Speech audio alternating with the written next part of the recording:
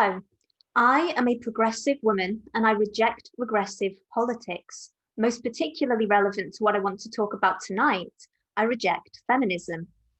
The position of women in the past has included disadvantages that any liberal is glad to consign to the dustbin of history. Denial of the human right to vote for representatives, denial of access to certain forms of education and certain professions, lower pay too often. Women were also at the mercy of nature when it came to their reproductive career. And I would strongly argue that the impact of feminist activism on the progress that has been made in these spheres is entirely overblown in common misrepresentations of history. But regardless of that, I'm here to talk about the here and now. And here and now, the kindest thing that can be said about feminism is that it served its purpose. And if it served its purpose, then I guess we don't need it around anymore. And yet, feminism lingers like an offensive smell. It debases women, it tortures men, it damages the bonds between women and men. It prevents our society from achieving the sex equality that we need, deserve, and owe, both to the brave men and women who've come before and bequeathed this relatively flourishing and free civilization to us and to our children. It destroys vital familial bonds, and feminism kills. I'm not being hyperbolic. If you look at suicide rates, you will find that divorced men are significantly more likely to kill themselves. And given the fact that they're significantly more likely to be unjustly prevented from continuing meaningful relationships with their children, a situation established, extended, and entrenched by feminist lobbying, I, for one, am not surprised. Seeger and Barry found that positive attitudes to masculinity protect men's mental health and even provide a barrier against suicidality. Would anyone seriously deny that mainstream feminism has been concertedly eroding positive attitudes to masculinity for decades? Then there's the Me Too movement, a witch hunt with a body count. From Benny Fredrickson, who killed himself over unsubstantiated allegations, to Carl Sargent, who killed himself over allegations he wasn't even privy to Jill Messick, who killed herself as a result of bullying after she defended Harvey Weinstein. Feminists tell us that women are disadvantaged as compared to men, even in the UK today. So let's just think about that for a while. We're a country that condones forced genital mutilation only when it's perpetrated against boys. We're a country with radical feminist ideologues given free rein to indoctrinate our children with toxic feminist narratives about the apparently innate problematicness of masculinity, and who diagnose in our boys a kind of original sin born from the alleged sins of their forefathers against their foremothers. A country where women dominate university entry and outnumber men in most subjects, but all we hear about is how there are too many men in physics, technology, and mathematics. A country where there are workplaces that prioritize hiring women through quota systems, regardless of whether there may be superior candidates who are men. Positive discrimination for one group necessarily equates to plain old discrimination against those outside of the protected group. A country where men fulfill almost all the dangerous and dirty jobs and constitute 98% of workplace deaths. A country where men constitute 84% of rough sleepers. A country where men are disadvantaged in the criminal justice system, where they are treated so much more harshly on account of the aggravating factor of being born male. A country where too many fathers and children are denied meaningful access to each other when parents separate.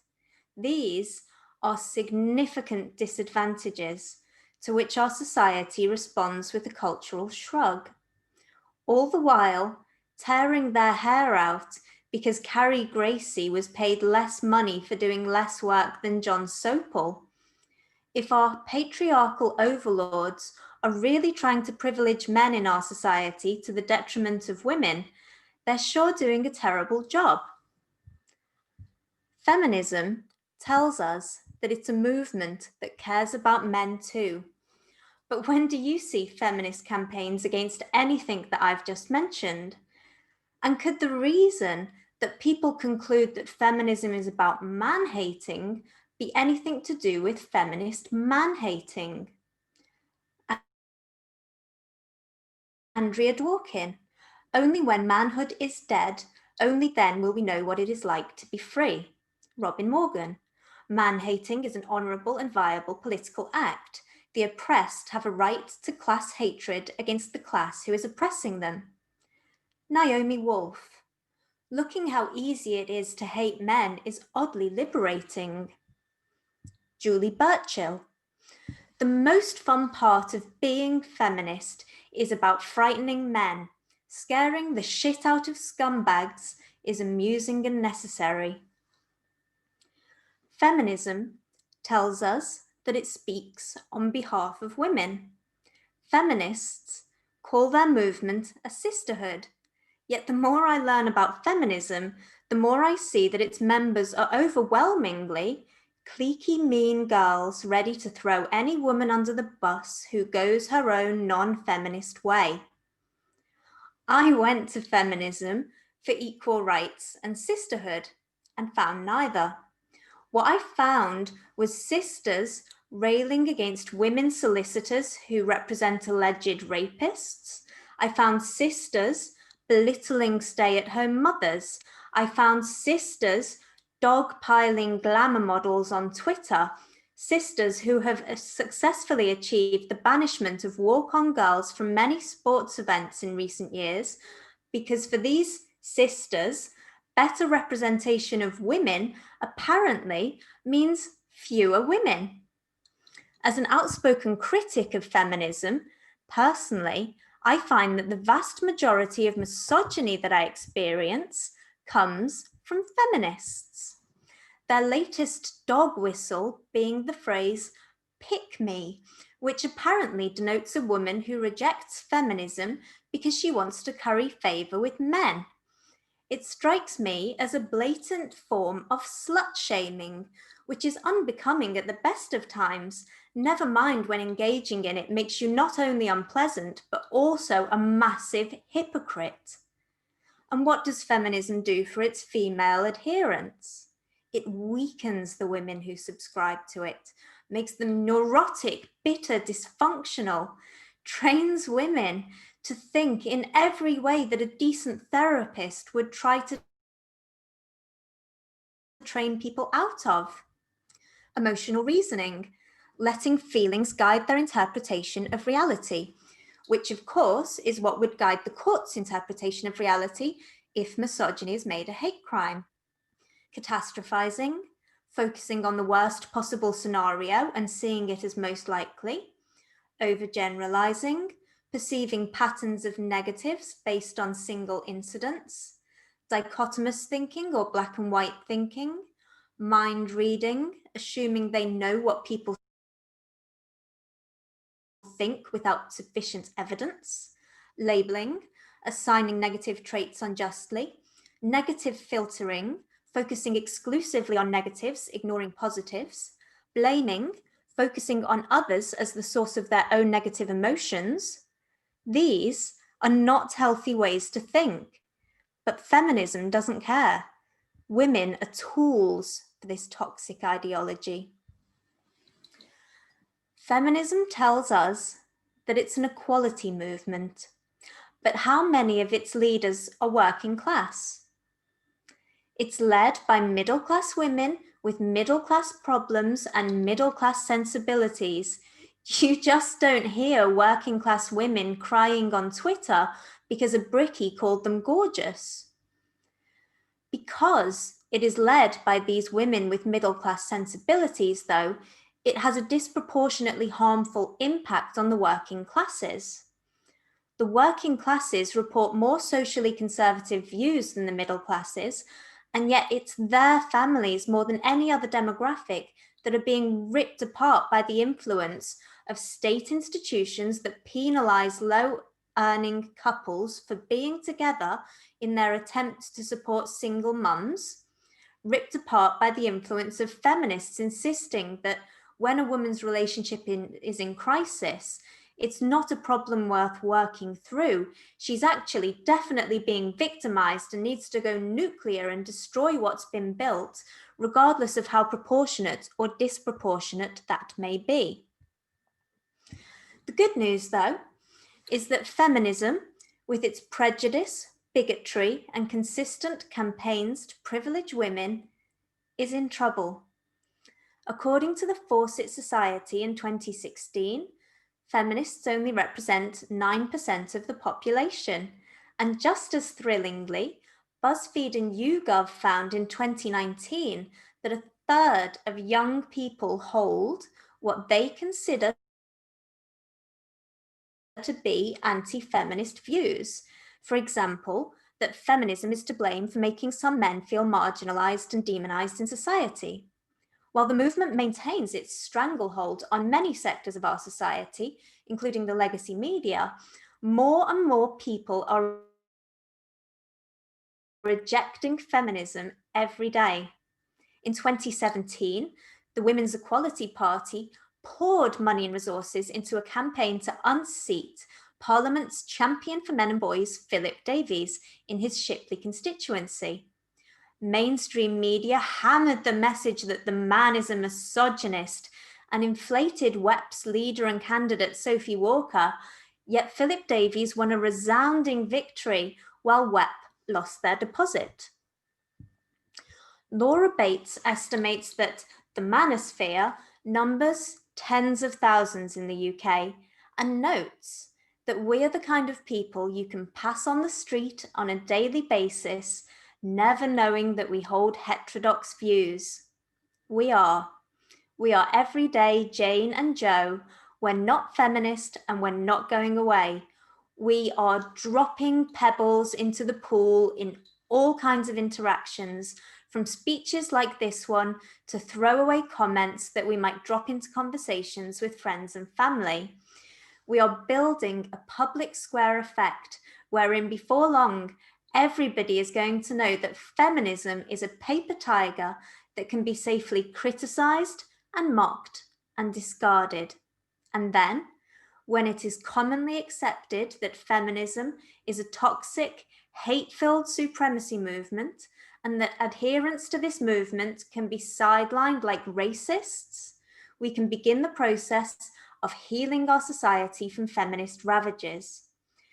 We can begin to build on the awesome legacy of the Enlightenment and the classical liberal ideas that have made our society so much fairer, but can still be pushed further. We can have equality of opportunity, equal rights, both on paper and in practice. We can flourish in systems based purely on merit and free choice. We can come back together as men and women, loving and supporting each other. The anti-feminist future is ours for the taking, and here's to the future. Thank you. Wow, thank you very much, Elizabeth. I will ask people, I know you're all muted at the moment, but not to clap on camera just because we've tried it before and it sounds awful. But now we're going to move on to my favorite part of the evening, which is the Q&As. Okay, so the first one we got here is from Ruby.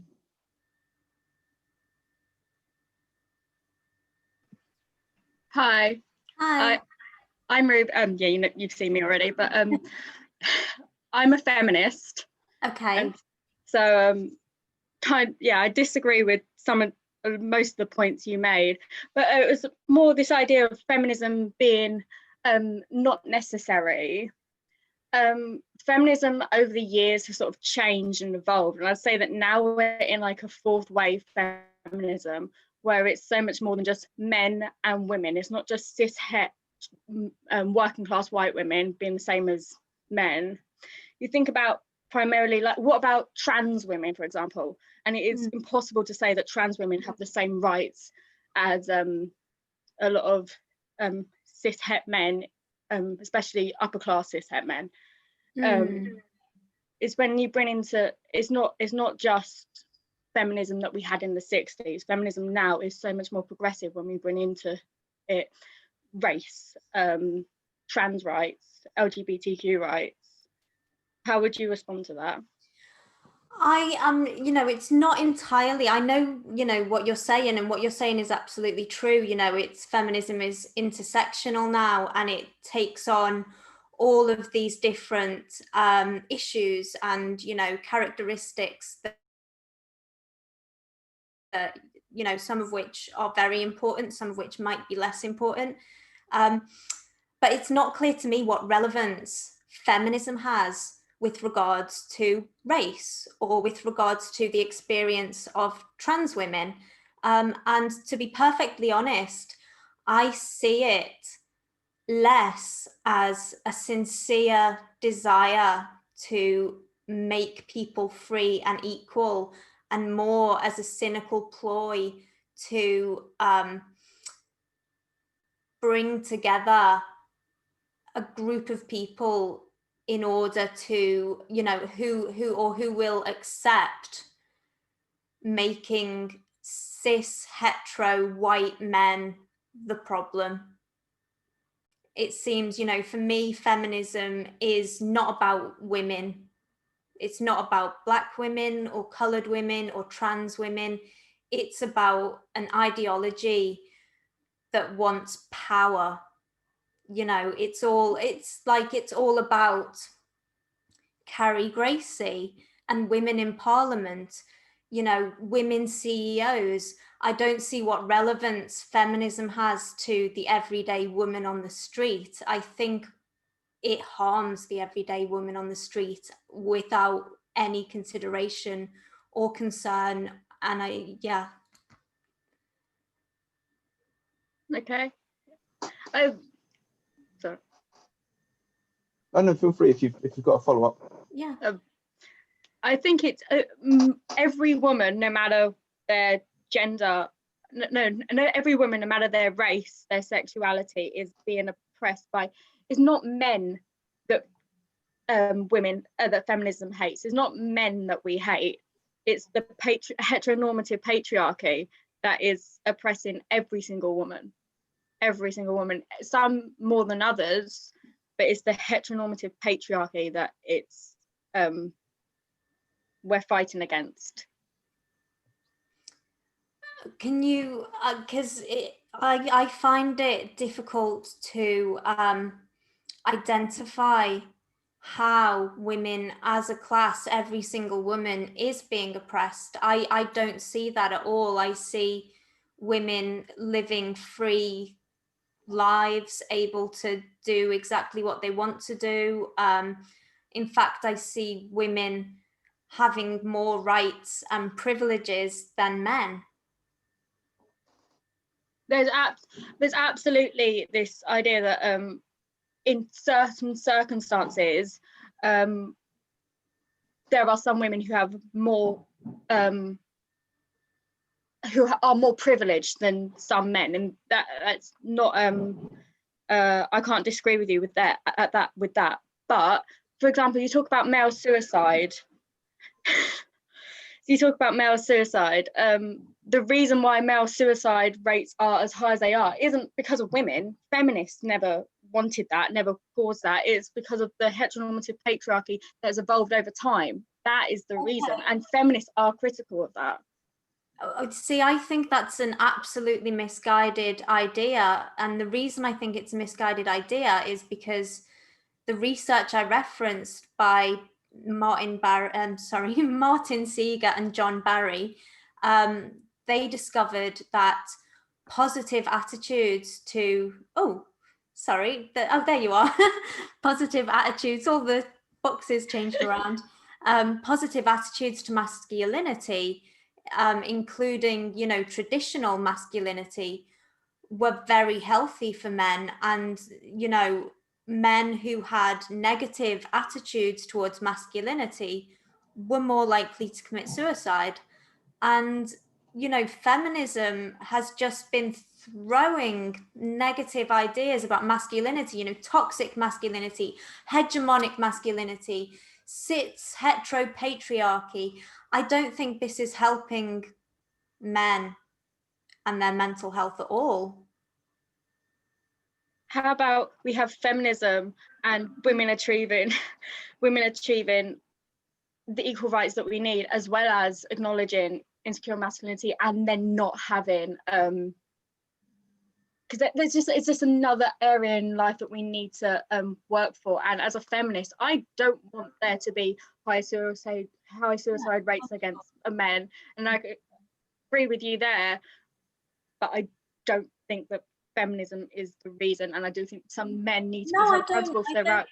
Feminism is necessary. I wouldn't go so far as to say feminism was the reason that men are committing suicide. I would say that it has not helped big time in some areas, with regards to lobbying and pushing and entrenching the situation in family courts, where too many men and children are not given meaningful access to each other. I think that has a massive impact on the male suicide rate. And, as a mother, I can completely understand why. If I was denied access to my children, I probably, would be likely to have, suicidal thoughts myself. But you did mention that, why don't we have feminism and get women the equal rights that we need? But what rights do women need in UK today? Well, I think this is where I bring into sort of intersectionality more, right, in terms of, for example, white women and black women. Black women are 3 times more likely to die in childbirth. Right, I didn't know that. No, that's definitely in the US. I don't know how bad it is in the UK, but I know that it's stuff like that where, okay, white women have been are quite on a level setting right now, but you can't just give up there. Right. But why do Sorry to interrupt just quickly. I would just say, if you two would be able to wrap this up just quickly, just because I'm conscious other people want to ask questions. Well, I want to give everyone a chance. Ruby. Let's connect after if you'd like. Yeah, I quite like that. Thank you. I would just say just quickly, I've noticed in the chat there are some people who are liking to voice some opinions. So I would propose that a more productive way to do this would be, if people want to stay around after the talk is done, I would be happy to moderate a session like we normally do on our Wednesdays, where the people who are in the chat at the moment can stay and have a dialogue with the people that are disagreeing with them. However, I would ask you to leave that until after the session. But again, I'm happy to moderate that if anyone wants to stay behind. At the moment, anyone who wants to ask another question, just shove those little emojis in the chat and I will come to you.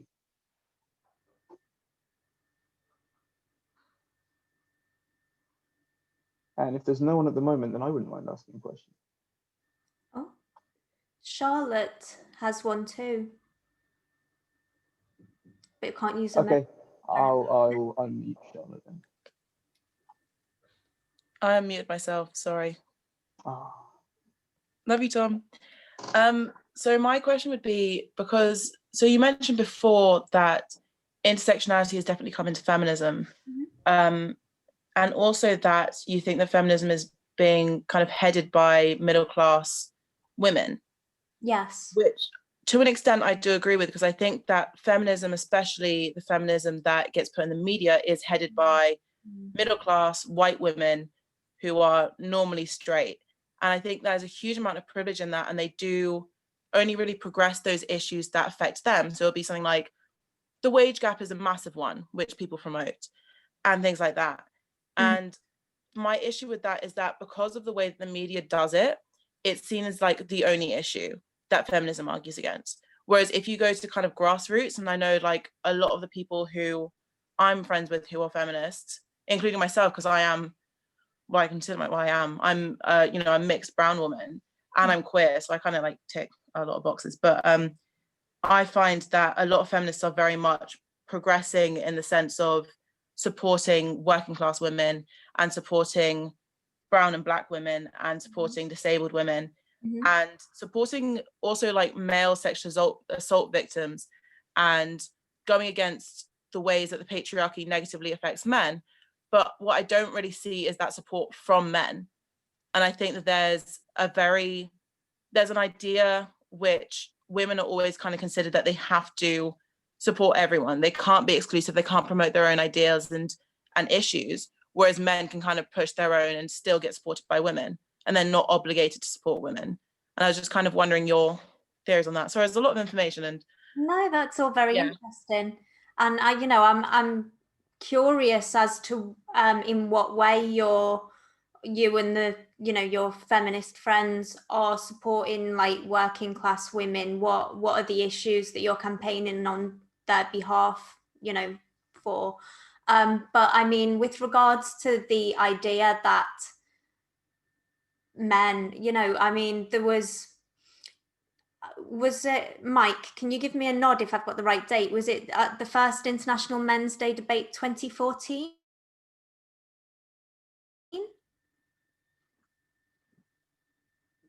Well, I'm not sure. A couple, not so long that was ago. Yes, 2014. Yes, and Philip Davies applied for it, and then he had to go into a session with like the backbench business committee and try to convince them that it was necessary. And Jess Phillips pointed out that men are always raising issues in this house, and Philip said that there's a big difference between men raising issues and men's issues being raised.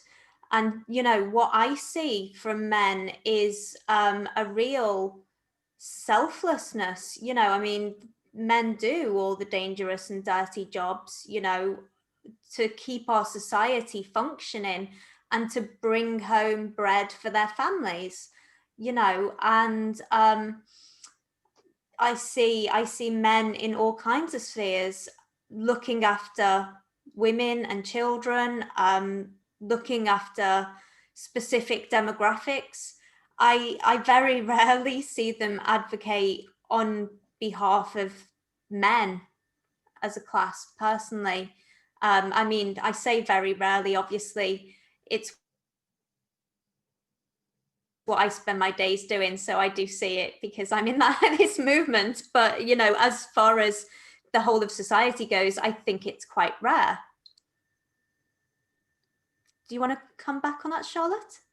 I was just going to say, like, thank you obviously for responding and everything and taking the questions. For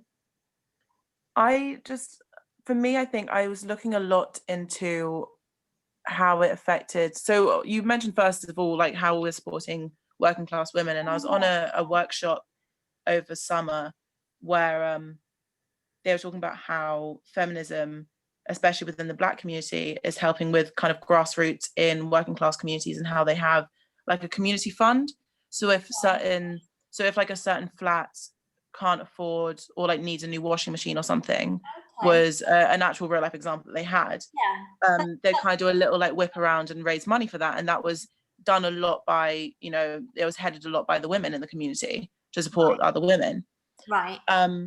So it's kind of things like that I see a lot. But I think my question was specifically from the Black Lives Matter movement and how there was a lot more kind of Black men pushing forwards like racial issues, which is of course important, but it did seem that the Black women got ignored. And you can see it in the way that people reacted to Breonna Taylor's death and the way that people reacted to, say, George Floyd's. And it's one of those things where I do have to kind of stand by my point that I think there is an obligation for women to help everyone and not be able to kind of push their own issues, whereas I simply don't see men do the same thing. I simply don't see men support women in the way that they have the power and privilege to do so. Yeah, I mean, it's really fascinating to me that we just seem to have like completely different angles. Like the world you're describing to me is just not the world I see. You know, you bring up George Floyd and Breonna Taylor. Well, you know, what about Boko Haram, who, you know, rounded up all the boys in a school, put them inside the building, set the building alight, and killed them all. And there was zero media attention for that. They then came back because they'd got no media attention and kidnapped the girls. And then we had like an explosion across the West, you know, with all those bring back our girls hashtags and all of that, you know. And so, yeah, I really, I struggle to empathize with what you're seeing, I'm afraid.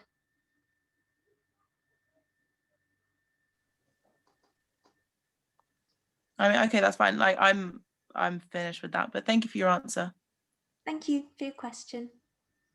Okay, moving on. I see Edward wants to ask the question, and then we'll go to Sam Callahan afterwards. There we go, Edward. Hi, Elizabeth. Hello. Hi. So a couple of the feminists on here have mentioned the idea of patriarchy. Mm-hmm. Now, this is in my opinion, essentially a very simplistic and one-dimensional analysis of how our society actually works. Because it's just, you know, as people have pointed out, there are various inequalities where you could say men are doing better in certain ways. There are also certain inequalities where women are doing better in certain ways. And a few of those have already been mentioned on the chat and on the talk here today. And for me, just to take all inequality that where men are doing better and simply attribute that to something called the patriarchy seems to me just intellectually very, very lazy and one-dimensional and very simplistic, because our society is in fact very complicated, and it might just be that there are some very complicated reasons why these inequalities exist and not because of some very simple explanation called the patriarchy. So my question for you is, do you think that patriarchy is basically a conspiracy theory?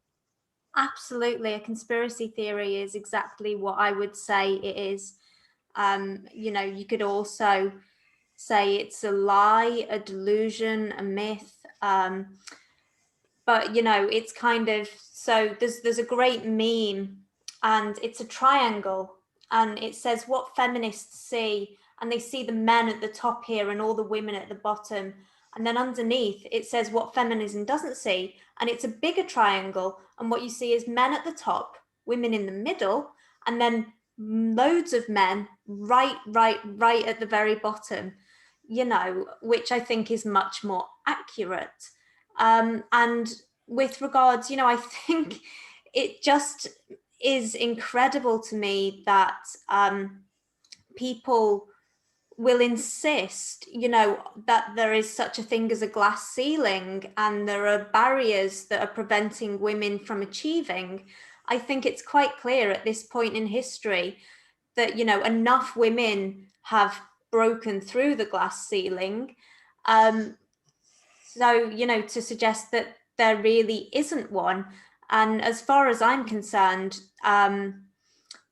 while you can't, you know, I can't look at a woman and know what her personality is like and what her priorities are like, but there are differences between the sexes. And, you know, you have Catherine Hackim's preference theory, which showed that 4 in 7 men are work-centered. They derive the meaning in their life from going to work, from achieving. Only 1 in 7 women are work-centered. You know, and the fact that there's 1 in 7 women means that, you know, there shouldn't be any barriers because they should be able to succeed. But, you know, just from that, we would have more men who are CEOs, more men who are politicians. You know, I mean, the politicians one always makes me laugh because I think that you have to be kind of insane to want to be a politician, there's got to be something slightly wrong with you. And I always say, you know, the thing is, most men are too sane to want to go into politics. It just so happens that there are a few more sane women.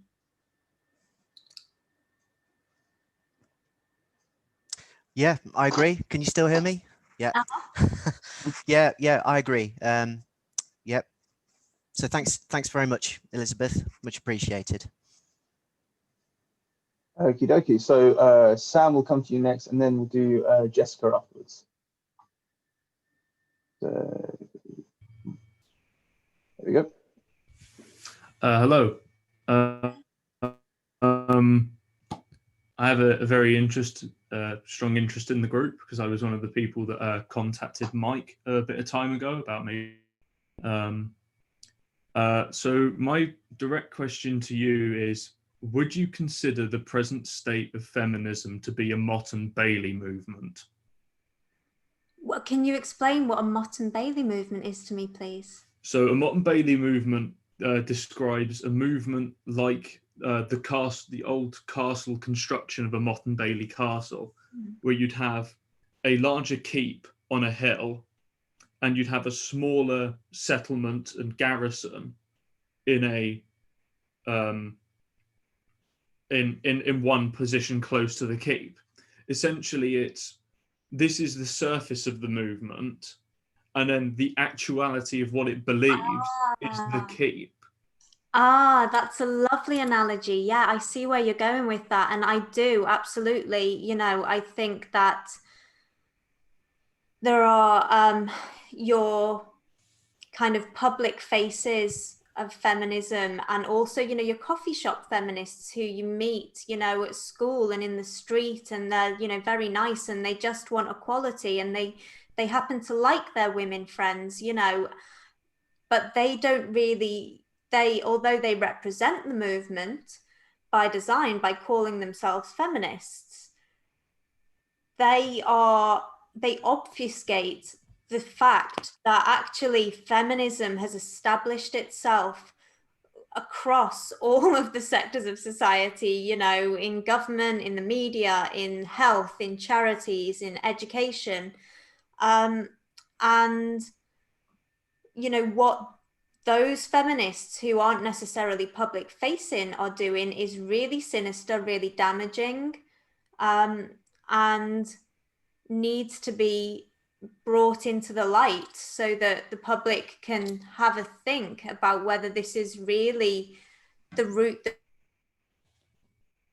that we want to go down, whether or not, you know, Laura Bates and Jessica Valenti are pretty and sound reasonable most of the time. Yeah, that's mainly all I really wanted to ask. Yeah. Thank you very much for the question. I love that analogy. I might use that. Okie dokie. Jessica will come to you next. Hi, Jessica. Hi, this is actually my question. I'm sorry about that. So you mentioned masculinity and men as being positive, like on our like growth and development and like lives, and that feminism was undermining that. If I think I got that correctly. Sorry, I kind of missed a little bit. Did you say that I said that positive attitudes to masculinity are good for men's mental health? That masculinity is good for men's mental health, and that feminism is undermining that. I'm not putting words in your mouth in any attempt. I'm like, is that just trying to clarify? So yeah, what I specifically said was that positive attitudes to masculinity, positive ideas about masculinity are good for men's mental health. Okay. And yeah, that feminism undermines it. Yeah. I was just gonna like to contextualize my actual question.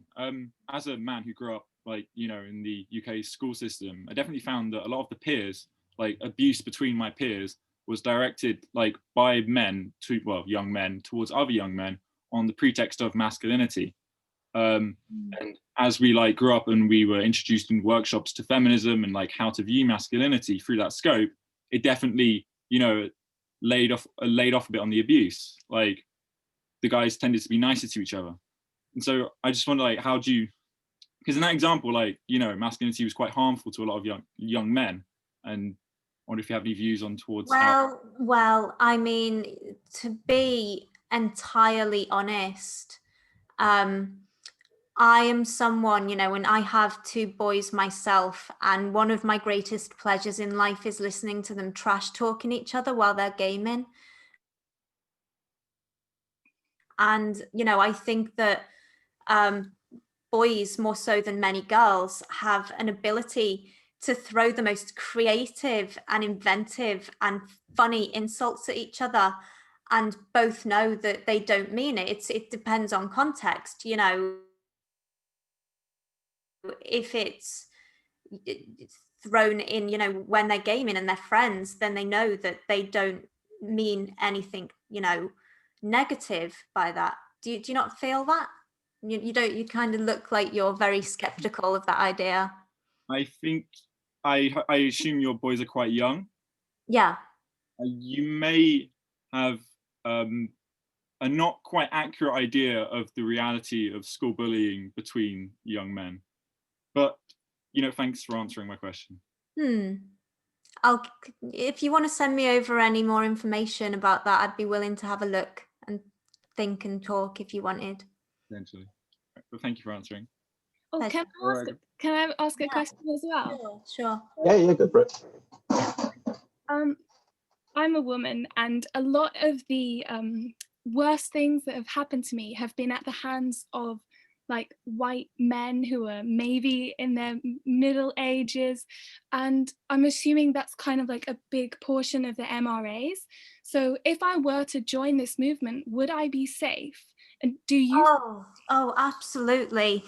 The men's human rights movement is just full of the most honorable, reasonable, kind, compassionate human beings, both men and women, that I've ever met. I've actually been going through a significant period of flux in my life recently, and the support that I've received from the men's human rights movement has blown my mind, and I really struggle to believe that I'd have found it anywhere else. I very much struggle to believe I'd have found support like it in the feminist movement, but you would be entirely safe, yes. I somehow really doubt that, because I mean, Mike Buchanan managed to say something really rude towards someone in the chat. He immediately went to calling a young woman pathetic, and I just feel like that same energy could be really toxic for a young woman, or even for you. Like, it just sounds a bit damaging, but yeah, I disagree. Right. Yeah, I mean, I think possibly, you know, what we've both or you've both kind of mentioned is like harsh words. And for me, you know, if I don't have a problem with, and the men's human rights movement is a movement absolutely dedicated to free and frank discussion. And so, you know, whether somebody calls somebody else pathetic is not something that I have any feelings on whatsoever. Perhaps she was.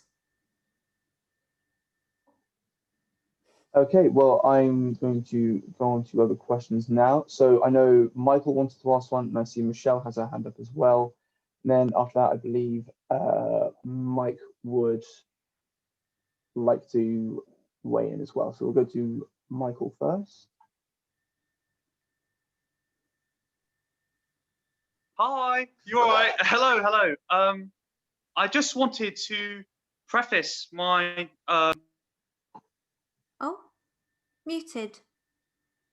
Oh. Why is Michael muted suddenly? I'm not sure. Hello. Can you hear me all right?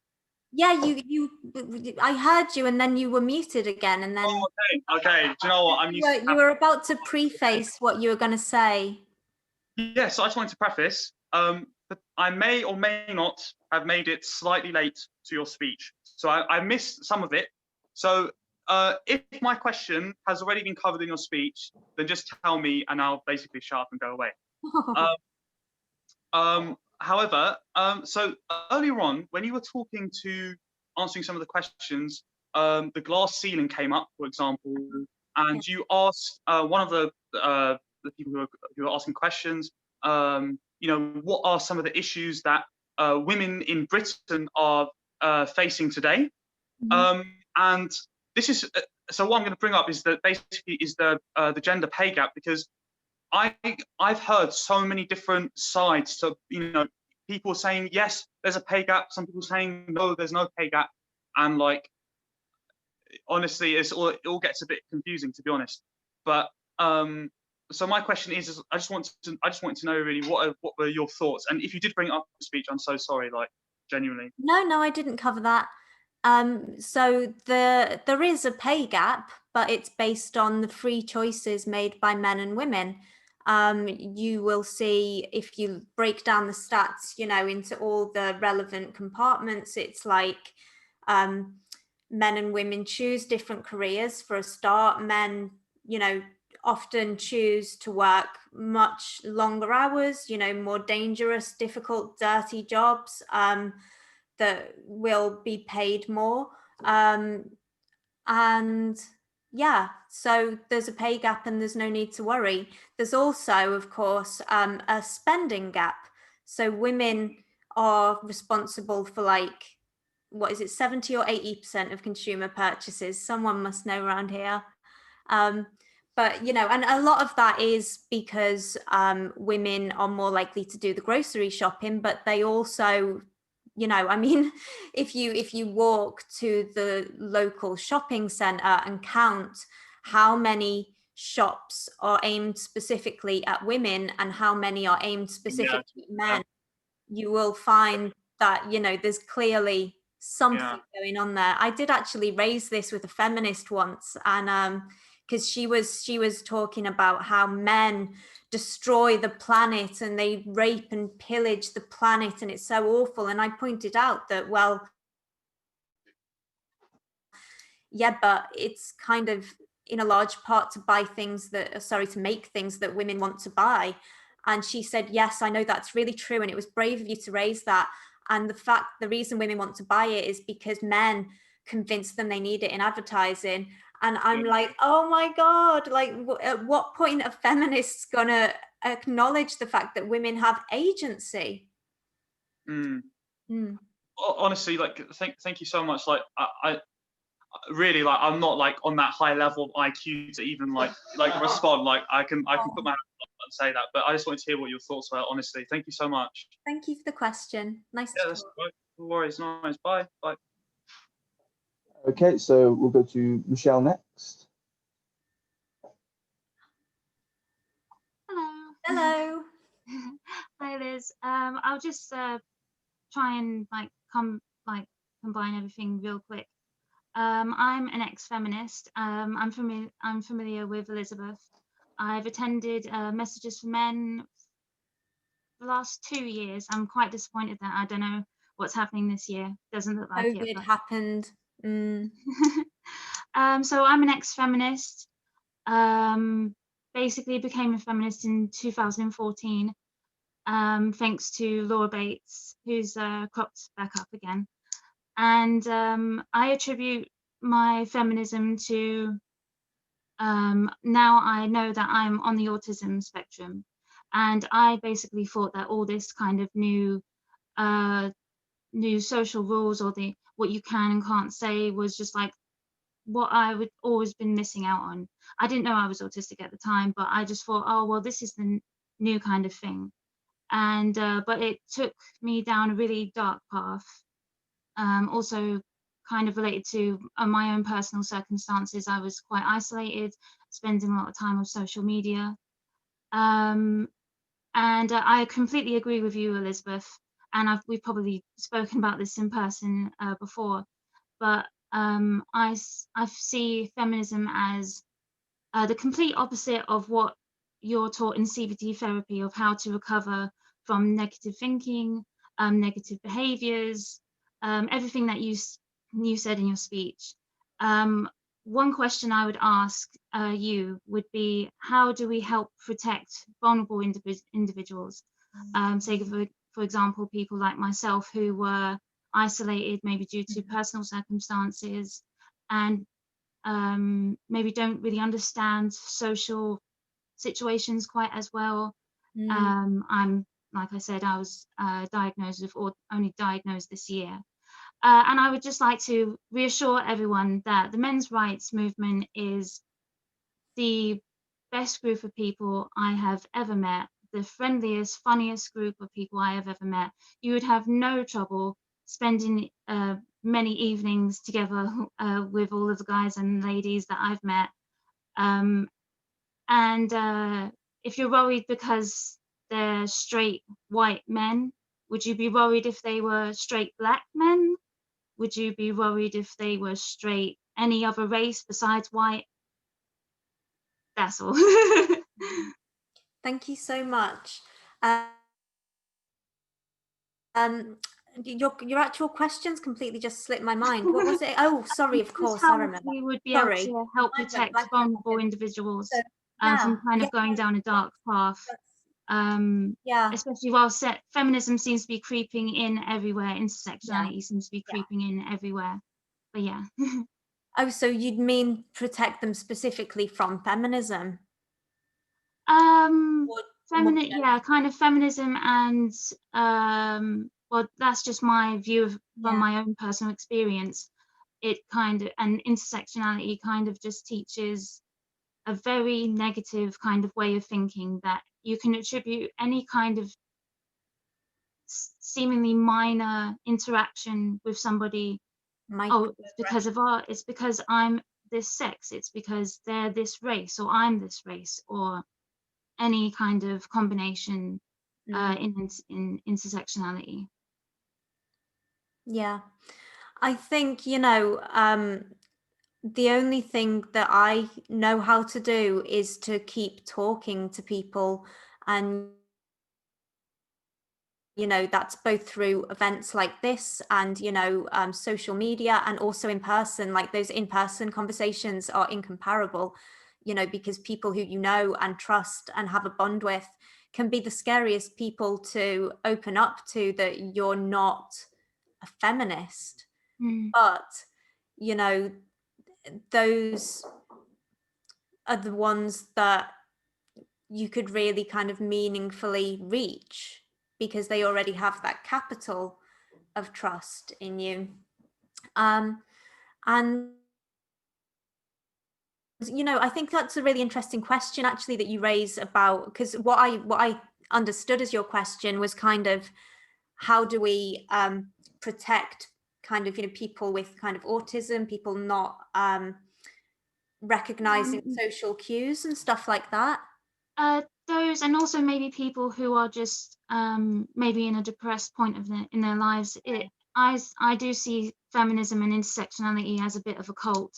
Any kind of cult can prey on vulnerable people who might be not in the best point in their lives, maybe quite socially isolated, like I was myself, due to personal circumstances. And then also both kind of played a part, autism and personal circumstances, depression, and that kind of thing. And yeah, I think that, I mean, I'm not an expert by any means, but I would refer to Darren Diogé's International Conference on Men's Issues 2018 speech in London, where he talked about how when we're born, we can't control our body movements, and it takes like practice and patience, and everybody supporting, the family all supporting the baby to learn how to walk, how to talk, until you get so natural at it. If someone said, how did you do this, you wouldn't be able to tell them, you just did it. It's just a instinctive kind of action. But he suggests that what we are not doing these days is being patient and supportive of people, especially boys, when they're trying, when they're exploring and practicing how to make emotional connections with people. And so, when someone is socially awkward, I think they receive some pretty harsh punishment for that sometimes, and I think that that's really sad, and it's really not helpful to anyone concerned. And I suppose it would be understanding, we have to be more understanding collectively. And I suppose I would say that, this kind of feminism and radical kind of left-wing ideologies are not teaching patience and tolerance. They're teaching the exact opposite. And so if they are training people to be intolerant and to be, on a hair trigger all the time and always ready to assume that that person's not socially awkward, they want to hurt me, then it's not going to be helpful or conducive to us being able to support people who are socially awkward. Yeah, I think that's great. And I think I remember the speech that you're talking about. Yeah, it's a great one. I love that one. Thank you. Thank you for letting me participate. Pleasure to see you. And you. Okay, so I see we have a question from Naris here. I just want to quickly ask you, Elizabeth, are you happy taking many more questions, or would you like us to wrap it up soon? No, I can carry on going. Yeah. Nice, okie dokie. So Naris.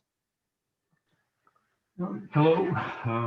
Well, my question, let me explain a little bit. The way I see the feminist movement, it emerged as a movement to reclaim the right to define their own identity, like the women's movement. And also fight other genders, let's say, dictate to be something they want. And a lot of the flaws in the feminist movement at the moment, I see they're trying to say what the other gender should be, like feminists say what men should be. But my question is, can they keep to themselves? How do they define identity? Or it is impossible to actually, for both genders, they're not in a vacuum, basically. Can both genders define their identity without the other gender participating in it? Right, that's a really interesting question, actually. And, for me, there's a Claire Booth Luce quote that I will try to remember, that I actually found in a Christina Hoff Sommers lecture from the 90s on YouTube years ago, and it's always stuck with me. And the quote was, "It's time to leave the question of women up to Mother Nature. What is in their nature, they will do, and you won't be able to stop them. And what is not in their nature, they will not do, and you will not be able to make them." And, I think the same goes for men. It goes for everybody. I just want everybody to be free and on a level playing field and, respected. But and we need to be honest about the fact that what that will mean is not that we will have equal outcomes across all sectors of society. We absolutely won't. You've got the gender equality paradox in the Nordic countries, where they've done everything they possibly could to make the genders exactly equal and the outcomes equal, but they're more the sort of occupations, workplaces are more gendered than anywhere else in the world, because people are making free choices. They've got extensive kind of safety nets in terms of welfare and stuff like that, and so they literally do what they want. And what a lot of women want is to work in quite traditionally female professions. What a lot of men want is to work in quite traditionally male professions, and that is fine. And with regards to, should women be able to dictate to men what they are, and should men be able to dictate to women what they are? My position is very simple, and that's, if you're a human being, you have every right to have an opinion on any subject. You know, whether you should be, I mean, you know, the word dictating has connotations, and obviously I don't want anyone to be dictating to anyone else whether their lawful behavior is acceptable, but I certainly think that we can all have conversations about it all. Does that answer your question? It's a sort of answer, but like, do you think well, dictating can be feedback, and like, or any feedback will be seen as dictating?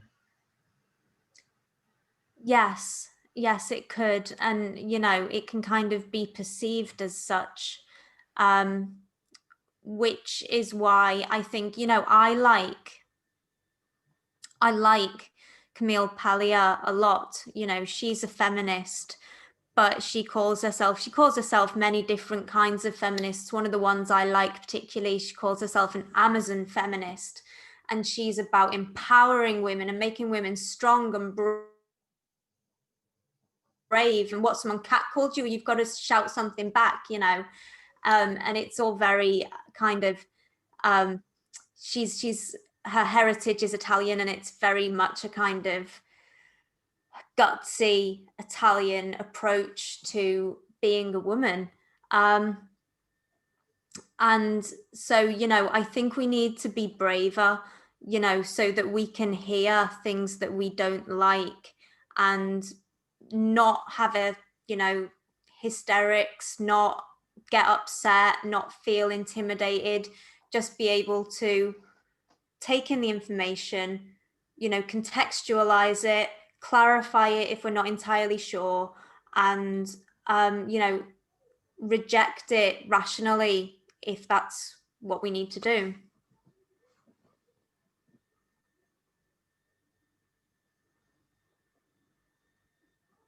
Yeah, thank you for your Anything answer. else? Thank you. Okie dokie. So next, I think we're going to Max Anthony, and then after that, I think we'll probably go to Eleanor, and then I think we've got a couple more after that, and then I think we'll probably think about wrapping it up. Just because, if people want to, I would quite like to have this dialogue between the participants afterwards as well. So there we go.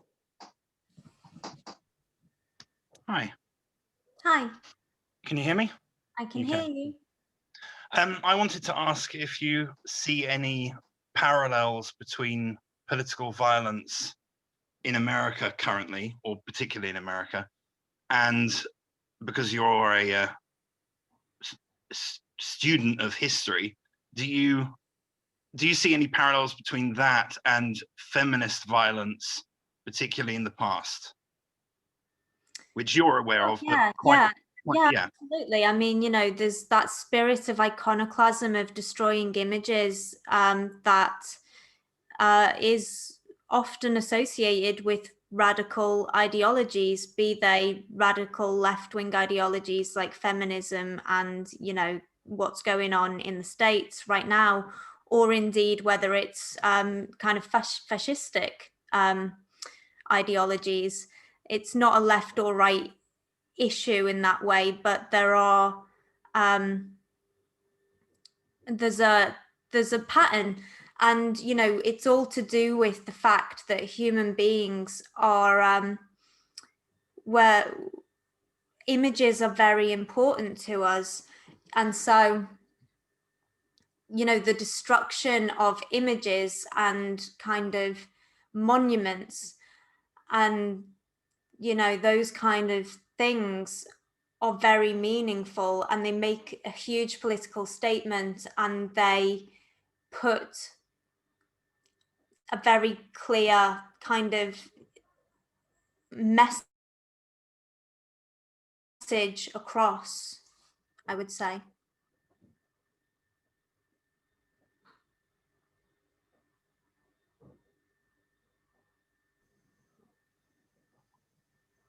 Oh, hang on. I'll just unmute Max again if you want to respond, Max. Yep, just thank you for answering. Thank you for the question. Actually, on that subject, a really good book's just come out. It's called Iconoclasm, and it's by Alexander Adams. And I did start reading that last night. Thankfully, or I wouldn't have had a clue what to say to your question. Yes, you would. Wow. Anyway, yeah. So go on to someone else. Okie dokie. So I think we'll go to Eleanor next, and I think Sam afterwards, and we'll see what the time's doing after that. But yeah, I think Eleanor, I think you can unmute yourself. Okay, so I was gonna ask, because there was some mention before of a phrase like patriarchy being quite reductionist, and I just thought it seemed kind of like also being against feminism and anti-feminist is kind of quite a reductionist concept to me in my brain, because obviously there's so many nuances within feminism, and also different topics that have been brought up today, such as suicide being higher in men. Again, there's lots of complexities that feed into that.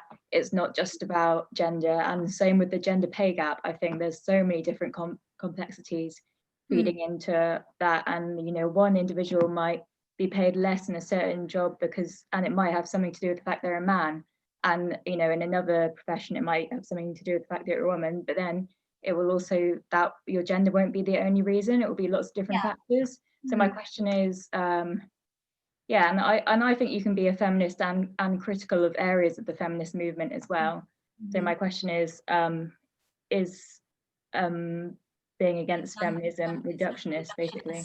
Yeah, that's a really good question. And I know a lot about feminism at this point in my life, and what I would say is that I am anti-feminist, not anti-every feminist.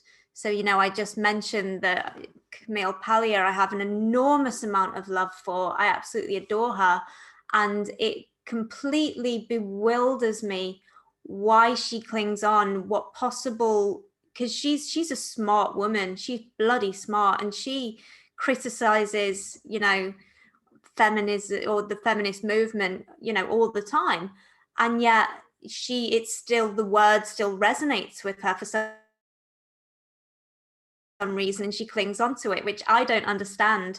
But I would never not listen to someone because they were a feminist, and I tend to think most people have something valid and important and valuable to bring to the conversation. But having said that, what the mainstream has done, and what I don't know whether it's the Mott or the Bailey, I'm not sure which is which in this analogy that Sam brought up, but what feminist kind of lobbyists and people working within institutions are doing is so damaging that I feel repulsed by the movement, and I feel that it's very, very important to take a very clear stand against it. And thank you for answering my question. Thank you for the question. Okay, so I think we're going to go to Sam, different Sam, and I think Charlotte had one more question. I think we'll probably wrap it up there. That's okay with everybody? Okay, so we'll go to, there you go, Sam. Cool. So my question is, do you see any similarities between feminism and the Black Lives Matter movement? Or I think we've semi-touched on it. And if so, are you anti-Black Lives Matter? Am I anti-Black Lives Matter, the statement or the movement? You can decide. Well, no, of course I'm absolutely not against the statement. The movement I have a lot of difficulty with. you know, it is tied up with iconoclasm, and with regards to our material world, you know, I'm fairly conservative. I think that history is important, and, you know, if there is, say, a statue of a slave owner somewhere, I think it's absolutely appropriate to put a plaque saying, you know, this human being was involved in some really awful things, you know, the statue was erected whenever it was, you know, and start a conversation about it. I don't think it's appropriate to hide it away in a museum or pull it down or chuck it into a river. Definitely not. And also, you know, so I've spoken to some British supporters of Black Lives Matter, and they have told me that the British police are not, they have no concern for Black lives. And I don't see how that's justified. I think our police do a really pretty good job, and with enormous restraint almost all of the time. And, you know, I don't see how it's going to have a positive impact on anyone to spread a malicious rumor like they don't care about Black lives. You know, there is a disparity in the criminal justice system. So, you know, a Black man will be likely to be sentenced more harshly than a white man. It's dwarfed by the difference between, you know, men and women, but it's still something that's unjust and needs to be fixed, essentially. But I don't see how all of the kind of chaos is going to be conducive to having proper intelligent discussions and changing hearts and minds so that we can actually fix the problems. Okay. Thanks for the question. Okay, I think we'll go to Charlotte again quickly, and then I think we'll probably wrap it up there. Hi again. Hello. So my question was very much to do with, because you mentioned before about getting catcalled and because you were talking in reference to a different feminist and their response to being catcalled. Mm-hmm. My question would be how your idea of feminism relates to sexual assault and its detrimental effect on women, and how, you know, there's more cases of sexual assault towards women, and yeah, just kind of in that respect of how your view goes into that sector. Yeah, interesting question. So, you know, I think the problems for me with the feminist responses to like sexual assault and rape, I think that there is a catastrophizing about it, which is not necessarily going to help survivors.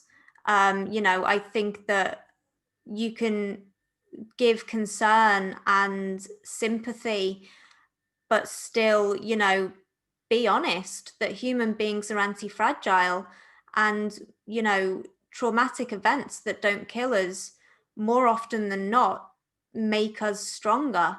You know, and I also have a massive problem. I remember there was a university in the UK, and I forget which one, but some of the students there invented a nail varnish that if you dipped it in your drink while you were out, it would detect the presence of like date rape drugs. And so they brought that out, and I thought, like, that's a really, really good idea. How fantastic, you know, it's going to allow women to protect themselves in that respect. And there was a feminist backlash because they said, oh, this is victim blaming. How dare you put the onus on women to not get raped? You know, you should put the onus on men to not date rape women. And, you know, unfortunately, there are damaged people who will hurt other people in the world. And so, you know, this whole idea of of victim blaming, you know, while sometimes it's appropriate, you know, sometimes things are really victim blaming, but sometimes, you know, things are just taking responsibility for yourself, you know, and it's like, I think we see with men, if you have, you know, a man and he's walked drunk through a really dodgy area with his Rolex out for everybody to see and he's mugged, you know, people would be sympathetic, but they might also say, come on, man, like, what were you thinking? And, you know, the fact that we can't do that with women, I think is silly. And I also think that it's not fair to these women because, you know, if you can convince a woman that got herself, you know, from who was engaging in risky behavior and found herself in trouble, if you can really convince her that there was absolutely nothing that she could have done to prevent that happening, then isn't she going to spend the rest of her life absolutely terrified that whatever she does, she's always in danger?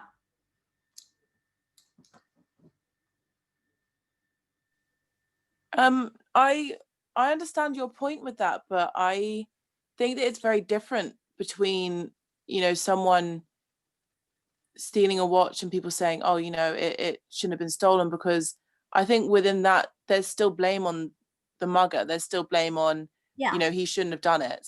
Yeah. Which, you know, or they shouldn't have done it. They shouldn't have mugged anyone. Whereas I think with victim blaming, it's more of, well, she was asking for it, or well, she deserved it because she was engaging in this. And I think that there's an element of the fact of, and it happens a lot in what I would consider rape culture, in identifying women as objects to get people to humanize them, which I just can't agree with, because it's constantly, oh, you know, what about your sister or your mother? Or, you know, if there was one I saw recently, which is essentially, if you like marry a virgin, it's essentially like having a brand new car. And there's always this element of it has to be related to someone else rather than having female autonomy. And I think even in that initial bit of, you know, what if someone gets mugged and they have a flashy Rolex, it's equating a Rolex on someone's arm to a physical being with sentience and thoughts and emotions and autonomy. And I don't see that correlation. Yeah. I'd say within these, I definitely say that men are the perpetrators of this.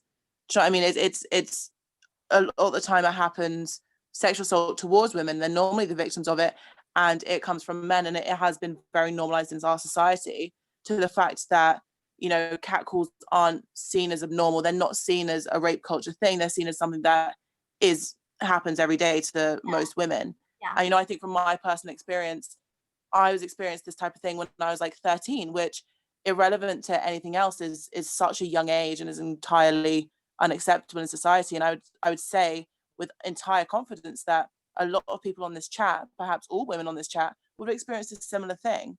And that would have been from, you know, men in vans or construction workers or... I mean, I don't know whether it's my working class blood, but I enjoy a bit of catcalling personally. And I completely reject the hypothesis that catcalling is on a spectrum with sexual assault and rape. I think they're completely different. I think that when someone, you know, calls out, all right, gorgeous, or whatever, it's in a spirit of, you know, communication with a human being and, like, you know, just acknowledging feminine beauty, which is, you know, a joy that we should all engage in as often as possible, in my opinion. And I take your point about the mugging and the rape not being, you know, on a continuum either, not on a spectrum kind of together. But, you know, I would agree with Jermaine Greer that, you know, what is more similar is the fact that, you know, and ridiculous is the fact that our young girls are more scared of penises than our young boys are scared of knives, you know. And I think similar kind of attitudes come out when men are physically attacked.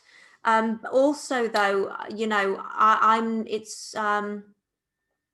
not convinced that women are the overwhelming majority of sexual assault and rape. Well, it depends how you define rape, but certainly not sexual assault victims.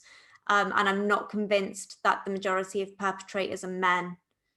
We would have to have a bit of a exchange of data to settle that one, I think. No, of course. I think I've got one more point because I know Tom wants to wrap it up and kind of get onto a discussion thing. But I just say one more thing is that I think that, because you said before, you know, women are more scared of penises than boys are of knives. Yes, that was the main Greer who. Yeah. So the only issue I'd have with that is to do with, it's a similar statistic of people being like, you're more likely to be killed by a vending machine than a shark. And it's because those things are more frequent. Sexual assault happens to what I think it was one in 5 people before 18, and a quarter of the time it's by someone you know, and that's to do with rape statistics. So it's very, very frequent, and it's a very commonplace thing for girls to experience and for women to experience. And I think that there's more fear because, you know, of penises, because not only do you have the fear of the actual act being committed, but the stigma that comes along with it and the trauma that comes along with it, and the kind of response that you'll get from both sides of some women and men as well. So I think that there's that element to it as well. And I'd say that if women are more scared of penises than men are of knives, I'd say it's to do with the frequency and the normalization of it in society. If someone gets stabbed, everyone's going to agree and say that should not have happened and have sympathy for the victim. Whereas if someone gets raped, they'll have people saying, oh, it didn't happen, or there'll be people saying, oh, she was dressed in a certain way, or there'll be people saying, oh, but she consented to it at the first and then decided later, or she was asking for it, or was flirting, or was whatever. And there'll always be so many more complexities to it. Whereas in a situation where someone's stabbed or mugged at knife point, your sympathies automatically go to the victim, and there's no question about that. Yeah, I mean, it's a difficult crime to prove by its nature, rape and sexual assault, because it will often happen where there is nobody around, and unless there is some evidence that puts the question beyond doubt, then it's one person's word against another person's word. And so of course, someone who has been raped is likely to encounter people just asking questions, trying to ascertain the truth. And that's a sad kind of fact, unfortunately. But I don't see any particular ways to deal with that. That just seems to be unfortunate. All right, thank you so much for answering my question. Pleasure. Okay, guys, I think we're going to probably wrap it up there. As I said before, if you would like to have a sort of moderated discussion after this in a sort of more informal setting, I'll be happy to moderate that, and I'm sure some members of the committee will as well. So just let me know in the chat, or just stick around afterwards. And just a very big thank you to Elizabeth for doing this. I've had a very enjoyable evening, and I've loved the dialogue that's happened here. I thought it's been great. So yeah, again, thank you so much for agreeing to come, and it's been wonderful. It's been a real pleasure. It's so lovely to see everyone, and there's been really interesting, engaging discussion. I think it's been very productive. So thank you to everyone. And just quickly, this has been recorded, and it will be going up on both our YouTube channel and Elizabeth's YouTube channel. So do you just want to give us a quick shout out to that, what your YouTube channel's called, Elizabeth? Well, yeah, this one will be going up on the Justice for Men and Boys and the Women Who Love Them channel, which if you search J4MB on the search in YouTube, it will come up. Is everybody, I don't know, if anybody is not happy with being included in that video, they better make themselves known so we can kind of edit them out? Or have people been warned? So there's a thing that pops up when you drop in that says Right, that right, the okay, meeting's being recorded. great. Yeah. Perfect. So yeah, I think we'll wrap it up there, guys. So if you're going to shoot off, it's been absolutely lovely to have you.